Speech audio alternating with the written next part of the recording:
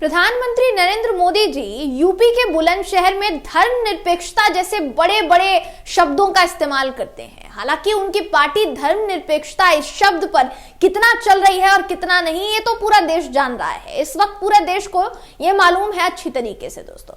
लेकिन सवाल यहाँ ये उठ रहा है कि एक तरफ जहां वो ये कह रहे हैं कि हम विकास के मुद्दे पर चल रहे हैं, तो वहीं दूसरी तरफ उनके सीएम हिमंत बिस्वा शर्मा खुले तौर पर अपनी ही पार्टी का खुलासा कर रहे हैं, अपनी ही पार्टी की पोल खोल रहे हैं कि भाई हमने तो पूरी तैयारी कर ली है कि हम किसी भी तरीके से प्रधानमंत्री मोदी जी के धार्मिक आयोजनों से नजर किसी के हटने नहीं देंगे। ये कहीं ना कहीं उन्होंने इशारों में बोल दिया है दोस्तों। किस बयान से अंदाजा लगाया जा रहा है इस खबर में मैं आपको बताऊंगी। नमस्कार, मेरा नाम है जयंती झा और आप देख रहे हैं देश नीति।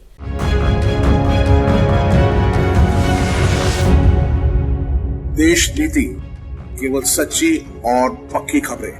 दोस्तों, प्रधानमंत्री मोदी जी ने 2024 लोकसभा चुनाव की तैयारी बुलंदशहर से शुरू कर दी है। उन्होंने कहा है कि यूपी तो सर्वश्रेष्ठ राज्य है, मेरी सूची में सबसे पहला राज्य है जिसके लिए मुझे कुछ करना है, क्योंकि मैं तो यूपी से सांसद हूं। बुलंदशहर को लेकर भी उन्होंने काफी कुछ कहा। इसके अलावा उन्होंने ये भी कहा भाई कि धर्मनिरपेक्षता, मोदी की गारंटी ही धर्मनिरपेक्षता है। सबसे बड़ा सवाल यहाँ ये कि धर्मनिरपेक्षता वर्ड का यूज जो वो कर रहे हैं, क्या उसका मतलब समझ पाए हैं प्रधानमंत्री मोदी जी? और अगर आप धर्मनिरपेक्षता की बात करते हैं, धर्मनिरपेक्ष का मतलब क्या? सभी धर्मों को एक समान मानना। लेकिन दूसरी तरफ आपके मुख्यमंत्री पूरी तरह से इस बात का खुलासा कर रहे हैं कि आप सिर्फ और सिर्फ एक धर्म के नाम पर किस कदर राजनीति करने की कोशिश कर रहे हैं, किस कदर वोट बटोरने की कोशिश कर रहे हैं। ये बात खुलासा करने में हिमंत बिस्वा शर्मा ने दोस्तों कितनी एड़ी चोटी का जोर लगा दिया, आपको बिना देर के बता देते हैं। सबसे पहले आपको बताते हैं कि प्रधानमंत्री मोदी जी ने क्या कहा है। तो आपकी स्क्रीन पर बिना देर के आपको मैं एक खबर दिखा रही हूँ दोस्तों, जिसके मुताबिक बुलंदशहर में मोदी जी पहुंचे, वहां कई परियोजनाओं का उद्घाटन उन्होंने किया।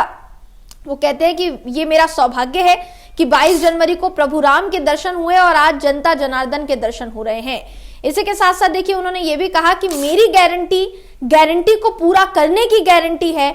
मैं जरूरतमंदों तक 100% पहुंच की गारंटी दे रहा हूं। यही असली धर्मनिरपेक्षता है। यानी उन्होंने देखिए कहा है कि मोदी की गारंटी ही असली धर्मनिरपेक्षता है। तो आप बताइए कि धर्मनिरपेक्षता की बात कर रहे हैं। कहते हैं आजादी के बाद लंबे समय तक देश का बड़ा हिस्सा विकास से वंचित था। उत्तर प्रदेश की उपेक्षा की गई क्योंकि लंबे समय तक सरकार में बैठे लोगों ने शासकों की तरह व्यवहार किया। उनका मानना था कि लोगों को वंचित रखना, समाज में मतभेद पैदा करना सत्ता में आने के सबसे आसान तरीके हैं। वो कहते हैं पीएम मोदी कि कुछ मीडिया चैनल वाले कह रहे थे कि मोदी बुलंदशहर चुनावी बिगुल बजाने जा रहे हैं, लेकिन मोदी तो विकास का बिगुल बजाते हैं। मोदी को चुनावी बिगुल बजाने की जरूरत नहीं है, जनता मोदी के लिए ऐसा करती है। इसके अलावा देखिए वो ये भी कहते हैं कि पिछले 10 सालों में 25 करोड़ लोगों को गरीबी से मुक्ति मिली। आपका सपना ही मेरा संकल्प है। यानी कुल मिलाकर अगर देखा जाए दोस्तों, तो कह रहे हैं, खुलकर कह रहे हैं मोदी जी कि हम विकास के मार्ग पर चल रहे हैं। धर्मनिरपेक्षता जैसे भारी भरकम शब्दों का इस्तेमाल मोदी जी द्वारा किया जा रहा है। दूसरी तरफ उनके मुख्यमंत्री हैं, वो ये साफ तौर पर कह रहे हैं कि भाई हमने जिस दिन अयोध्या में राम मंदिर में रामलला की प्राण प्रतिष्ठा का कार्यक्रम हो रहा था, उस दिन एक बात पर विवाद हो गया असम में कि भारत जोड़ो न्याय यात्रा जब निकल रही थी तो राहुल गांधी को एक मंदिर जाना था।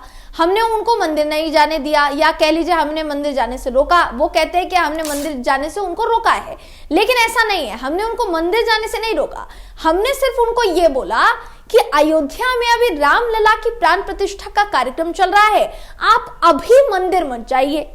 उनका ये लक्ष्य था कि वो ध्यान डाइवर्ट करें अयोध्या से, लेकिन हमने ऐसा होने नहीं दिया। हमारा पूरा फोकस था कि भाई अयोध्या में रामलला प्राण प्रतिष्ठा हो रही है, सब उसी को देखें। हमारा सिर्फ यही मकसद था और हमने वो पूरा नहीं होने दिया। राहुल गांधी ड्रामा करना चाहते थे। अब सोचिए दोस्तों कि एक राज्य के मुख्यमंत्री ये कह रहे हैं कि हमने तमाम मीडिया चैनल्स जो है उनका एक ही फोकस बनाए रखा कि वो अयोध्या पर फोकस करें। क्यों करें अयोध्या पर फोकस? क्योंकि प्रधानमंत्री जी वहां पर थे, मोदी जी पर फोकस था।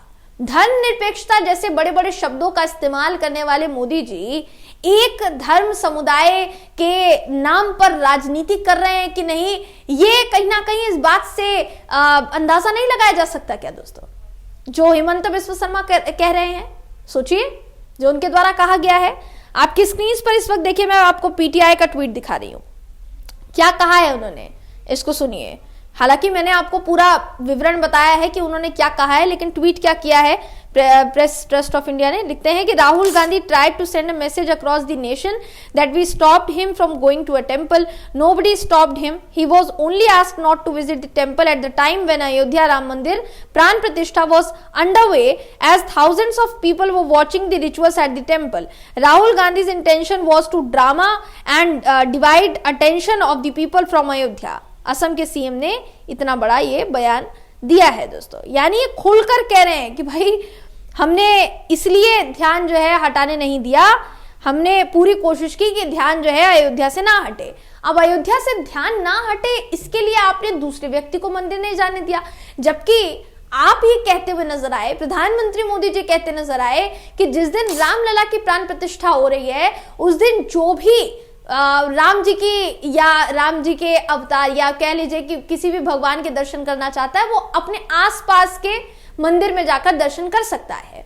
ये बात खुद प्रधानमंत्री मोदी जी ने कही। फिर जब राहुल गांधी मंदिर जाना चाहते थे तो उनको रोक दिया गया।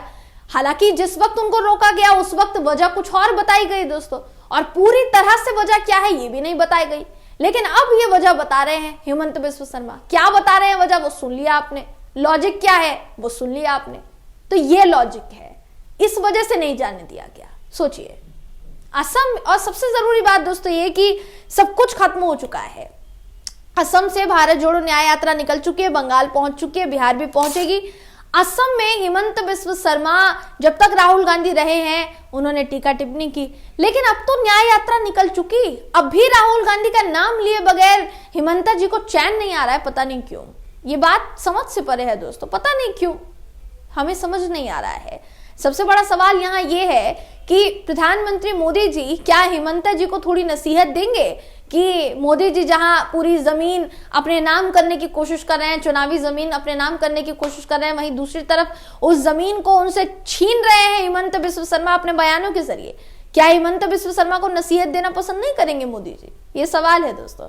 आप इस पर क्या सोचते हैं, आपकी इस पर क्या राय है, कमेंट करके जरूर बताइएगा। वीडियो अगर आपको पसंद आया हो तो वीडियो को लाइक कीजिए, शेयर कीजिए, चैनल को सब्सक्राइब करना बिल्कुल भी ना भूलें। फिर मुलाकात होगी आपसे अगली वीडियो में, तब तक के लिए नमस्कार।